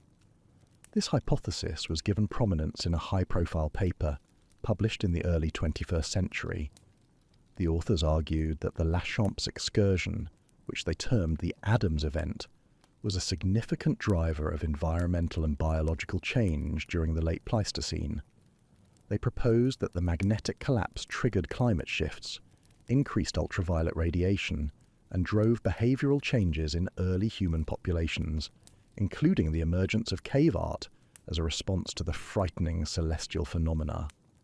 The paper received widespread media attention and sparked considerable debate within the scientific community. The response from other researchers was swift and critical. Multiple lines of evidence argue against the magnetic excursion being a primary driver of extinctions. One of the most compelling arguments is the lack of extinction events during other geomagnetic excursions. The Earth has experienced numerous excursions over the past few million years. The Blake excursion, which occurred around 120,000 years ago, was comparable in magnitude to the Lachamps event. Yet there is no evidence of mass extinctions during the Blake excursion.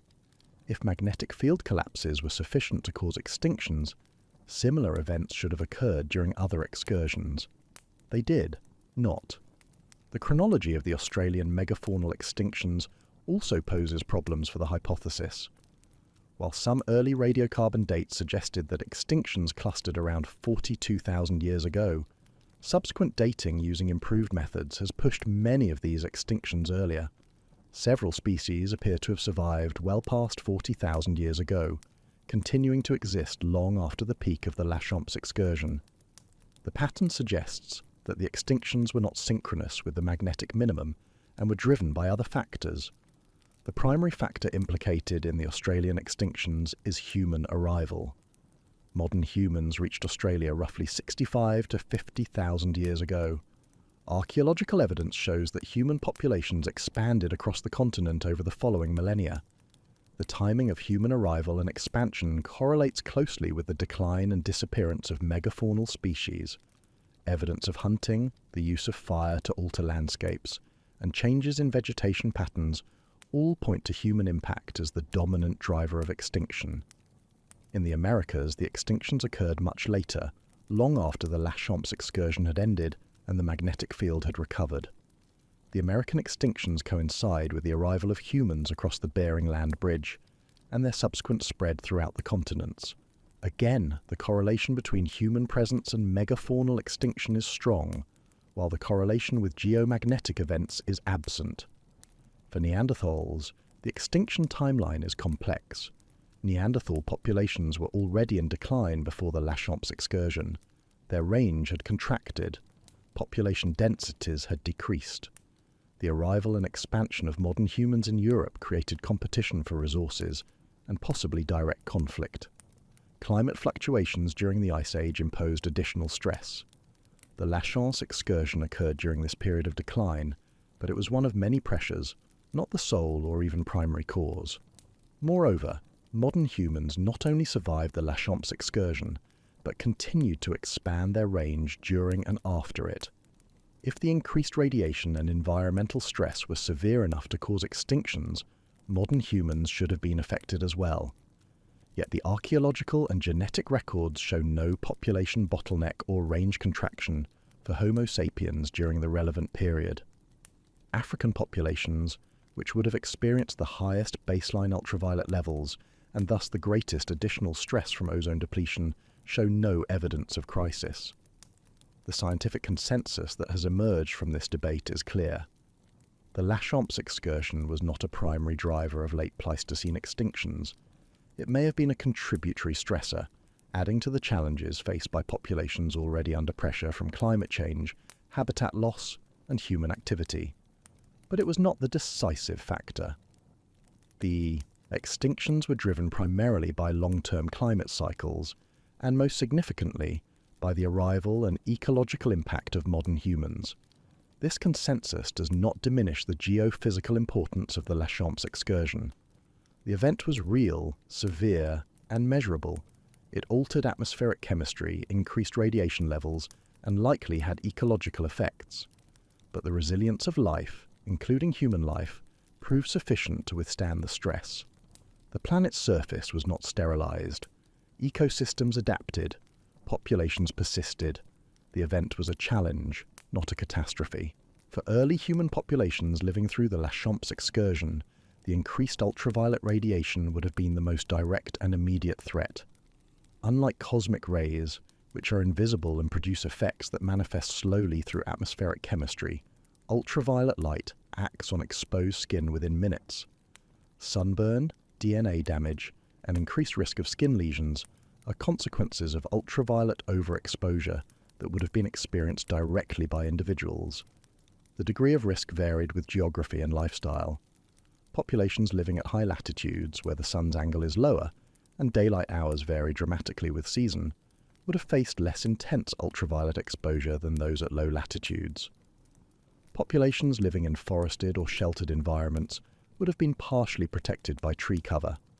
Those living in open grasslands or deserts with little natural shade would have experienced greater exposure. Behavior also mattered. People who spent most of their daylight hours outdoors would have been at higher risk than those who spent time in shelters. Archaeological evidence for behavioral adaptations to increased ultraviolet radiation is indirect and must be interpreted carefully. One line of evidence involves the use of caves. During the period surrounding the Lachamps excursion, there is some indication of increased occupation of cave sites in certain regions. Cave sites in Europe, Australia, and parts of Asia show evidence of human use during this time frame. The caves provided shelter not only from weather and predators, but also from solar radiation. Caves offer complete protection from ultraviolet light.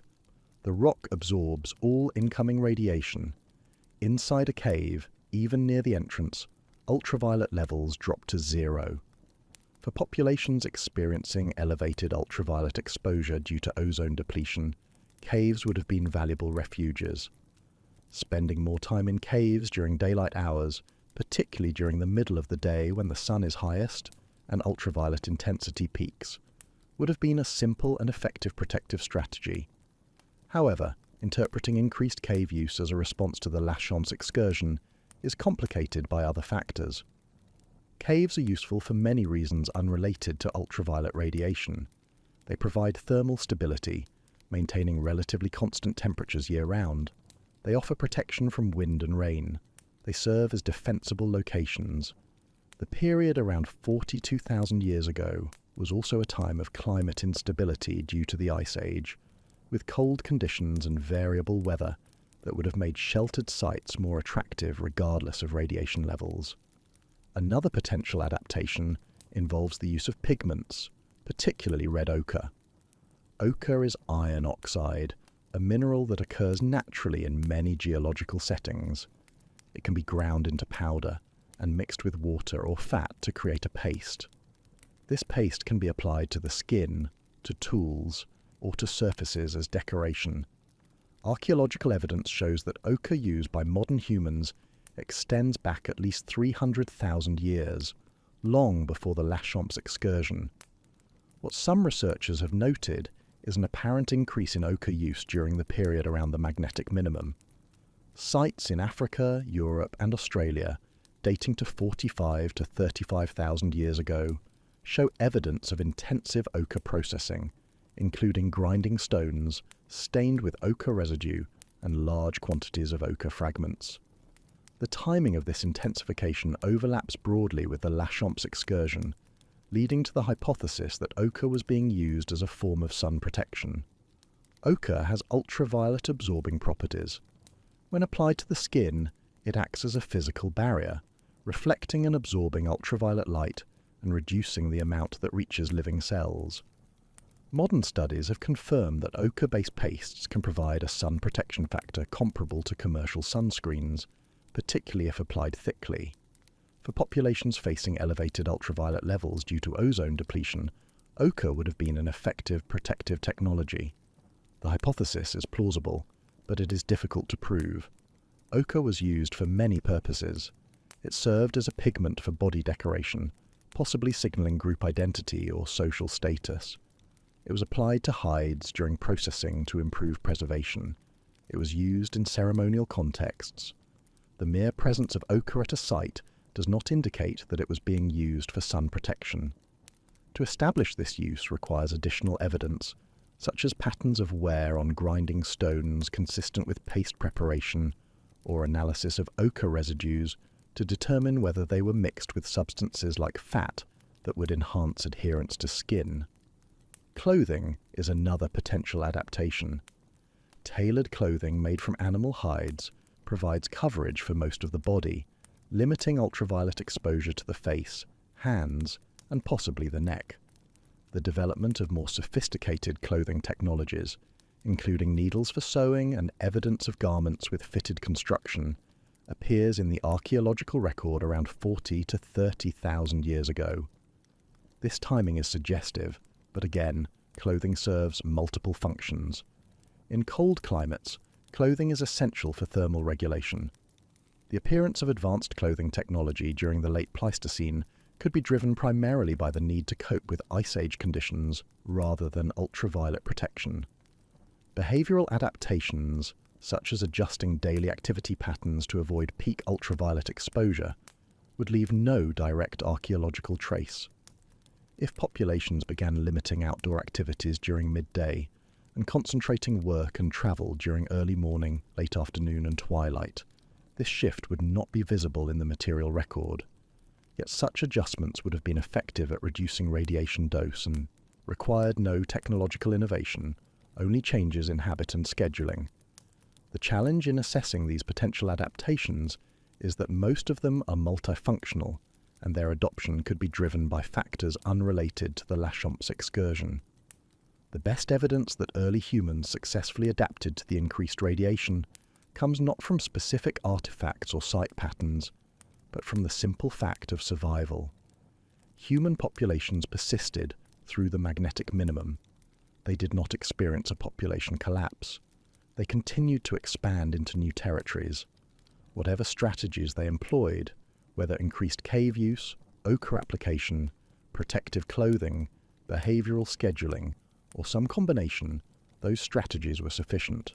The expectation that the Lachamps excursion would leave a clear signature of biological crisis in the human population is based on the assumption that the environmental stresses were severe enough to cause widespread mortality or reproductive failure. If ultraviolet radiation increased by 20 to 50%, if cosmic ray exposure elevated mutation rates, if regional climates shifted significantly, then human populations should have shown measurable effects. Population sizes should have contracted, genetic diversity should have declined, evidence of stress should appear in skeletal remains, geographic ranges should have retracted to more favorable environments. None of these expected signatures appear in the available evidence. The genetic record of modern humans shows no bottleneck corresponding to 42,000 years ago. A genetic bottleneck occurs when a population experiences a dramatic reduction in size, causing a loss of genetic diversity that remains detectable for thousands of generations. Such bottlenecks leave distinctive patterns in DNA sequences, including reduced variation and specific distributions of rare alleles. Analyses of mitochondrial DNA, Y chromosome sequences, and whole genome data from diverse human populations have mapped several bottlenecks in human prehistory, but none align with the timing of the Lachamps excursion. The most recent clear bottleneck in the human lineage occurred much earlier, roughly 70 to 100,000 years ago, possibly associated with the Toba volcanic eruption or with the challenges of the penultimate glacial period. After this bottleneck, human populations began to expand and diversify. By 42,000 years ago, modern humans had already dispersed out of Africa and into Eurasia, Southeast Asia and Australia. Populations were growing, not contracting. The genetic evidence indicates continuity through the Lachamp period, not crisis. Archaeological evidence also points to continuity. Sites occupied during the period of the magnetic minimum show no signs of abandonment or cultural disruption that would indicate population collapse. Tool technologies continue to develop along trajectories established before the excursion. Settlement patterns show expansion into new territories rather than retreat. Art and symbolic expression, which had begun to flourish in various regions before 42,000 years ago, continue to develop through the period. There is no archaeological dark age corresponding to the magnetic minimum. The absence of a crisis signal is particularly striking in Africa. Equatorial Africa receives the highest levels of solar radiation on the planet. Populations living near the equator are adapted to intense ultraviolet exposure through melanin pigmentation, which provides natural protection, but they still represent the human populations with the highest baseline UV exposure. If ozone depletion increased ultraviolet radiation by 20 to 25% globally, the absolute increase in Africa would have been greater than at higher latitudes. African populations should have experienced the most severe stress, yet African populations show no evidence of decline or bottleneck during the Lachamp's excursion. Genetic data from African populations, which retain the highest levels of human genetic diversity, show continuous population growth through the relevant period. Archaeological sites across sub-Saharan Africa from this time frame show evidence of thriving communities engaged in hunting, gathering, and increasingly sophisticated tool production. There is no indication that the increased radiation posed an insurmountable challenge. This resilience can be attributed to several factors. Human populations were small and mobile during the late Pleistocene. Mobility allowed groups to shift their ranges in response to local environmental changes, moving to areas with better resources or more favorable conditions. Small population sizes meant that local extinctions, if they occurred, would not necessarily be detectable in the archaeological record. The populations that survived would have carried forward the genetic and cultural heritage of their ancestors. Physiological adaptations also played a role. Melanin pigmentation, which is strongest in populations that have lived for many generations in high ultraviolet environments, provides substantial protection against UV-induced DNA damage. Populations with darker skin tones would have been better buffered against the increased ultraviolet levels during the Lachamp's ozone minimum. This pre-existing adaptation, evolved in response to normal tropical UV exposure, would have been effective against the elevated levels as well. Behavioral flexibility was perhaps the most important factor. Humans are not obligate diurnal animals. While most activity occurs during daylight, humans can adjust their schedules. They can rest during midday heat and resume activity in late afternoon. They can work in shaded areas. They can construct shelters. They can wear protective clothing. This flexibility allowed human populations to modify their exposure to ultraviolet radiation without requiring biological evolution. Cultural adaptation occurred on timescales of generations, far faster than genetic adaptation. The survival and continued expansion of human populations through the Lachamp's excursion suggests that the environmental stressors, while real and measurable in geophysical terms, were within the range that human behavioral and cultural adaptations could accommodate. This does not mean the event was trivial or without impact. Regional populations may have experienced hardship. Some groups may have adopted new strategies or technologies specifically in response to the environmental changes. But at the species level, Homo sapiens demonstrated sufficient resilience to persist without catastrophic loss. This resilience extends beyond humans. The broader mammalian fauna of the late Pleistocene also persisted through the Lachamp's excursion. While some megafaunal species went extinct during the broader time frame of the late Pleistocene, these extinctions are not concentrated at 42,000 years ago.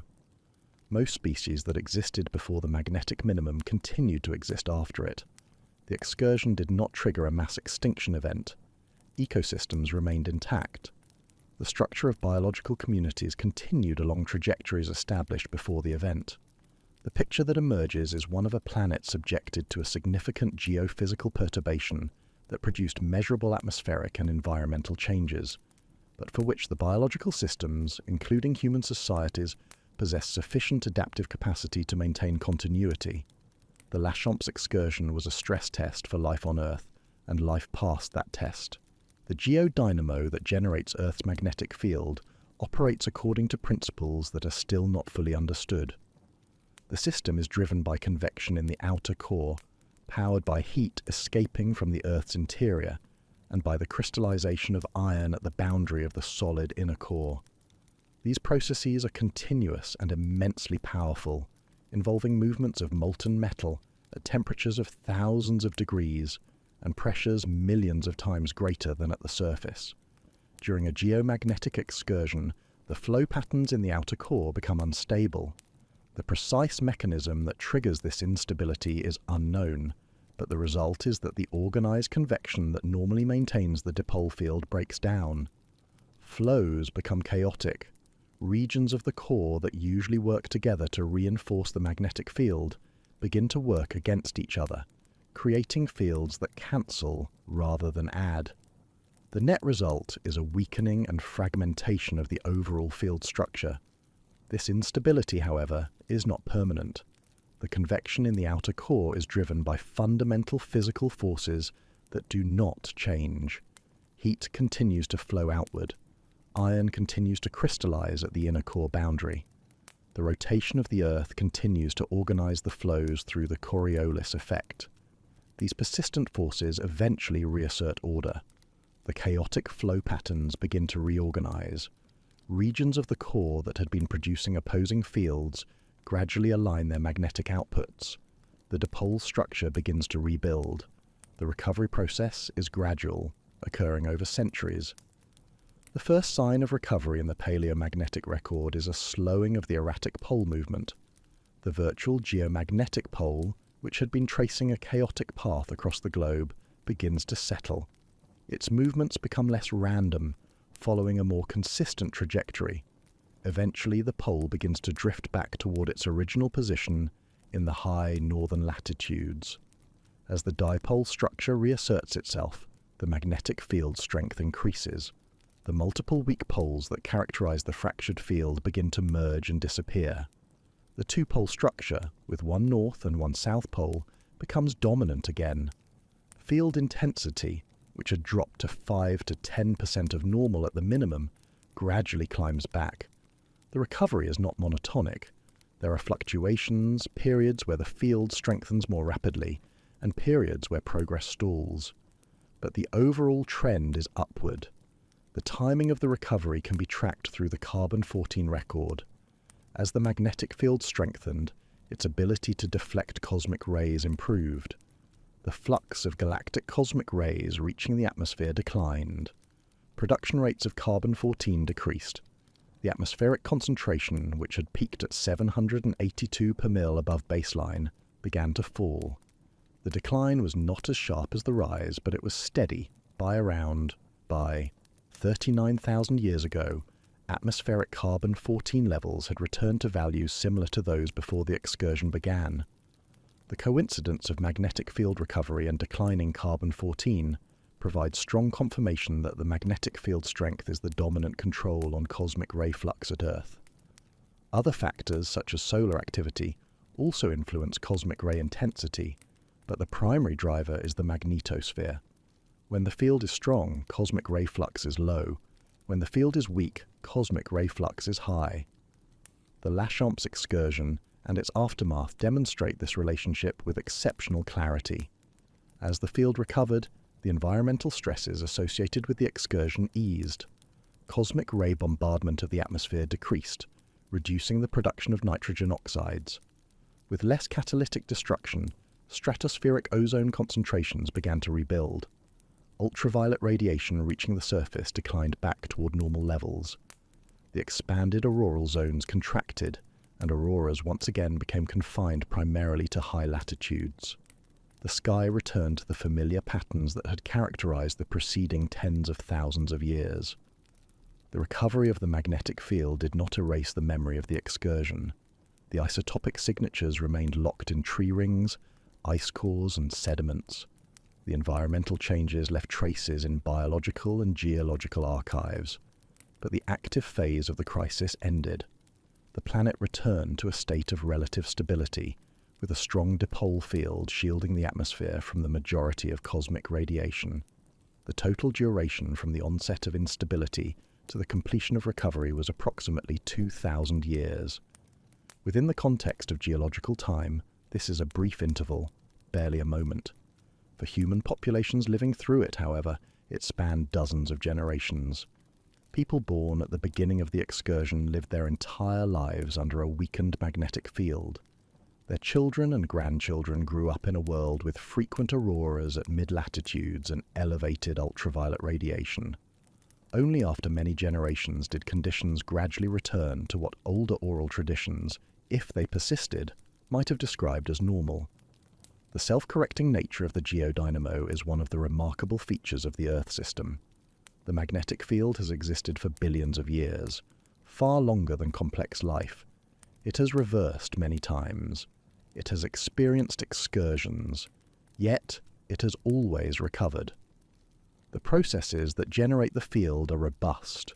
They are driven by the fundamental cooling of the planet and by the energy released during the formation of the solid inner core, processes that will continue for billions of years into the future.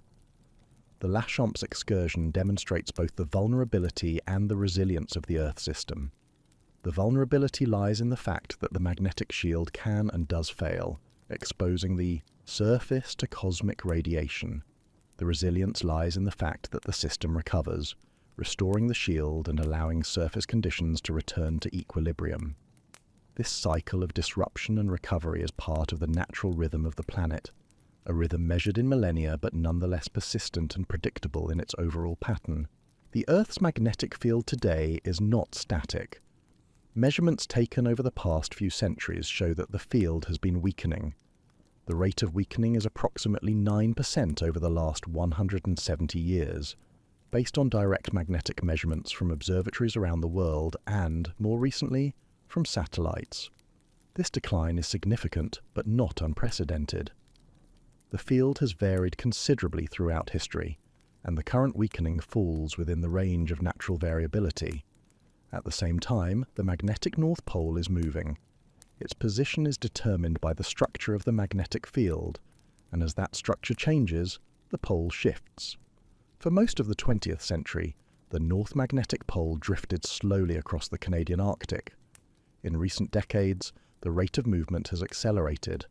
The pole is now moving towards Siberia at a rate of approximately 50 kilometers per year. This rapid movement indicates that the field structure is undergoing active change.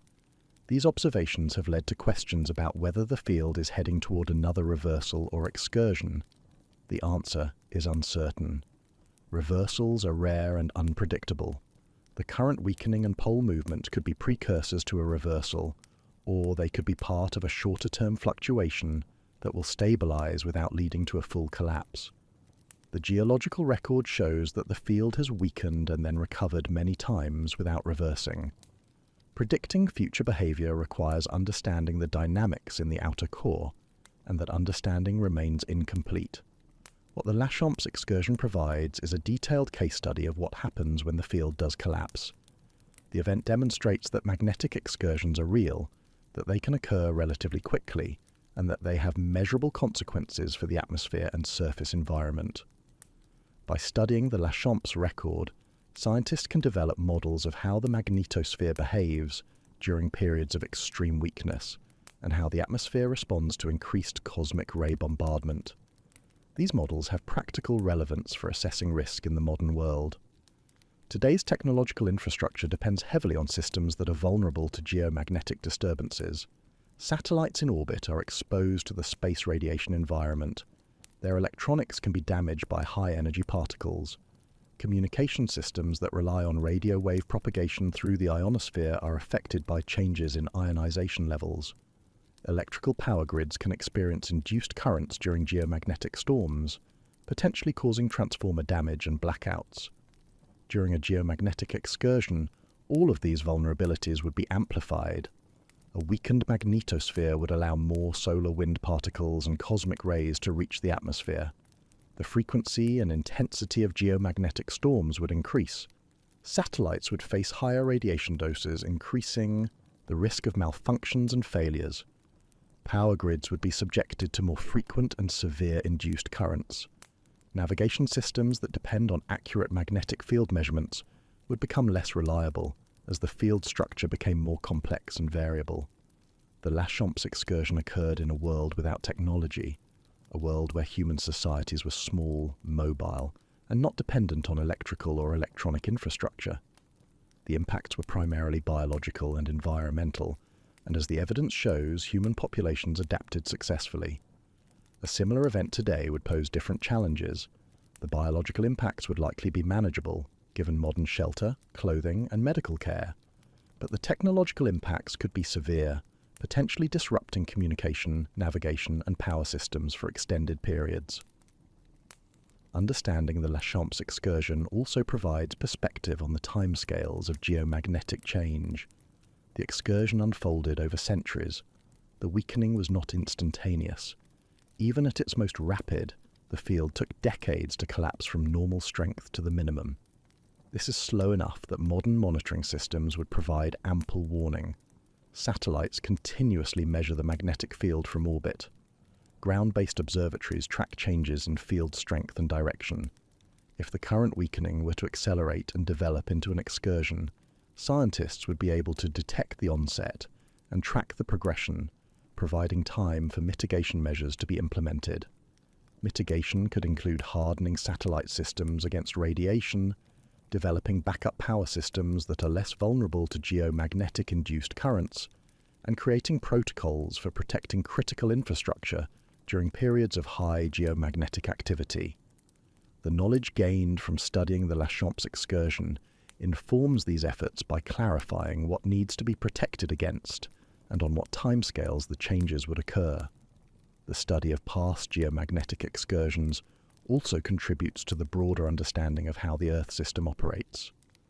The magnetic field is one of several interacting components that maintain conditions suitable for life. The atmosphere, the oceans, the climate system, and the biosphere all respond to changes in the magnetic field, and those responses feed back into the overall system. The Lachamps excursion provides a natural experiment that reveals these connections and allows scientists to test models of how the system behaves under stress. The resilience demonstrated by life during the Lachamps excursion offers reassurance. The planet has experienced geomagnetic instability many times in its history. Life has persisted through all of these events. Ecosystems have adapted. Species have survived. The magnetic field has recovered. This pattern suggests that even if the current weakening develops into another excursion or reversal, the fundamental conditions for life will remain intact. The challenges will be significant, particularly for technology-dependent societies, but they will not be existential. The Lachamps excursion, occurring 42,000 years ago, is far removed from the present in human terms. Yet the processes that generated it are still active. The Earth's core continues to churn. The magnetic field continues to evolve. The possibility of future excursions or reversals remains. The lessons drawn from studying the Lachamps event, the importance of continuous monitoring, the need for resilience in technological systems, and the recognition that geomagnetic instability is a natural part of Earth's behavior, are directly applicable to preparing for an uncertain magnetic future. The past, preserved in tree rings and ice cores and ancient lava flows, provides guidance for navigating what lies ahead.